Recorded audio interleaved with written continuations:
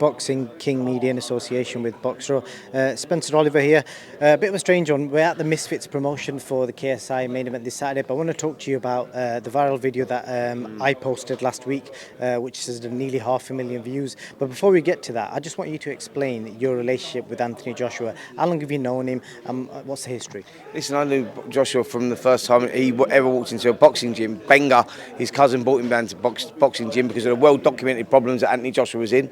He found the sport and he loved the sport. He was trained by my dad and my uncle to start with. So I've had a relationship with Joshua probably the best part of 15 years or so. So I've known him on a personal level, hence why I said what I said to him. You know, it's like a lot of people there going, they've looked at that little clip, they don't know what's been going on behind the scenes. They don't know where that come from, that little conversation I had with him. Listen, anybody that thinks that fight was not level after 9 rounds is stupid, in my opinion, right? And the judges had it the same way, so we can't all be wrong. Do you know what I'm saying? But what I'm saying is, going into the 10th round, the fight was level. Joshua had an unbelievable 9th round, and he blew a gasket in that 9th round. He had nothing left. He's told me that himself. So going into 10, Usyk showed his class, 10, 11, 12, and he won the fight on my scorecard by 3 rounds, and I stand by what I say there. But in that moment, you was at the press conference, you saw what was going on. Anthony Joshua done what he done stupidly, throwing the belts out of the ring, not showing the respect, but he recognised that he done wrong there. His head was not in the right space. He just boxed 12 hard rounds, and I know what that's like. So he can be forgiven for that, because he come back in, he apologised to Ukrainian people, you know, and to Alexander Usyk and for what his country's going through, and he said, you know, he was just so emotional, and the emotions took over.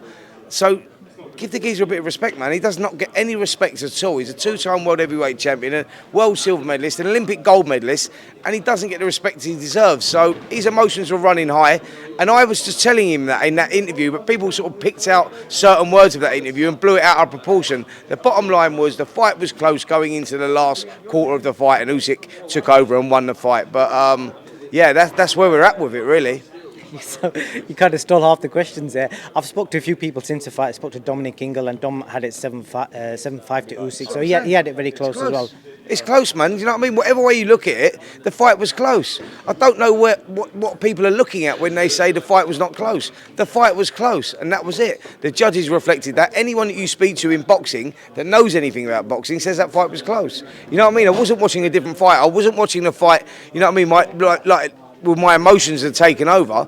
I was watching a fight that was very, very close, and Alexander Usyk showed his class towards the end. But you can't deny that wasn't a close fight up until that 10th round.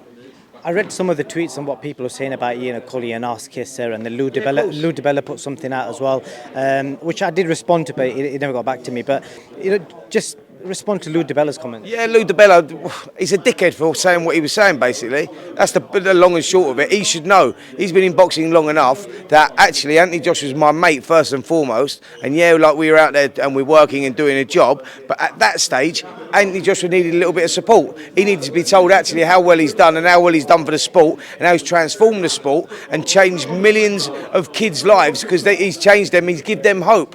But he doesn't get the respect for that. You know, he doesn't know what they do for what he does for the local community, what he does for amateur boxing clubs, the money he donates to amateur boxing clubs. No one hears about that. So Lou Dibella putting that tweet out that he done, which I saw, that I didn't comment to because I'm not going to go down that small, is just a dickhead. That's probably the best way of saying it, because he should know better. He's been in this game long enough, and he should know that I was lending Joshua a little bit of support there, not brown-nosing him, not licking his arse. He's a mate. So why would I brown-nose and lick his arse? It's a joke.